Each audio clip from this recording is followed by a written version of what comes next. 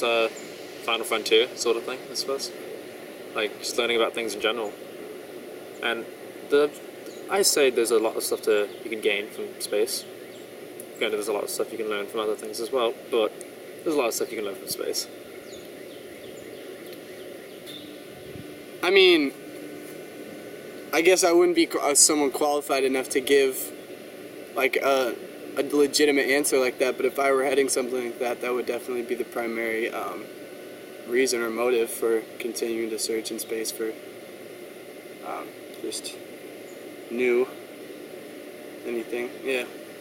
I feel like at the rate we're going, we're depleting our resources right now, so we need a backup in order to like sustain life in other places. So that's why I feel that it's valuable.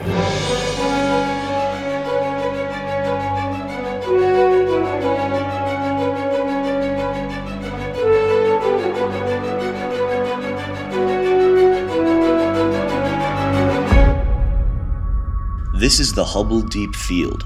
It is an image taken from the Hubble Space Telescope after several exposures to 1/24 millionth of the night sky. Those lights, they aren't stars. Each one is a galaxy, and this image contains about 10,000. It represents a milestone in our species' observations of the heavens, but that is a story long in the making. The descendant of the ancient wall paintings of the stars, the Hubble Deep Field is the more modern result of mankind's ongoing fascination with the night sky.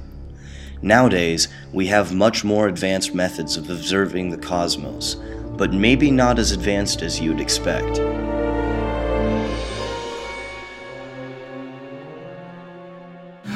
The observatory was built in 1896 as an educational facility. The telescope is what we call a refracting telescope. It is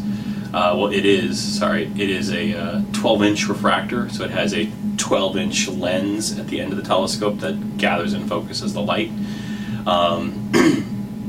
The telescope tube is about 13.5 feet long, weighs about a ton. The observatory is one of two National Historic Landmarks on campus, the other one being the Morrill Plots.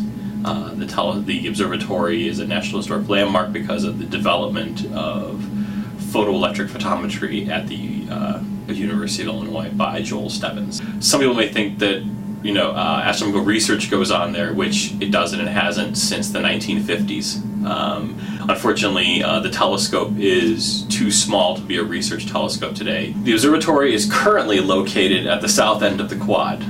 It wasn't the south end of the quad when the university was built. It was actually the South Farms. When the observatory was built, not the university.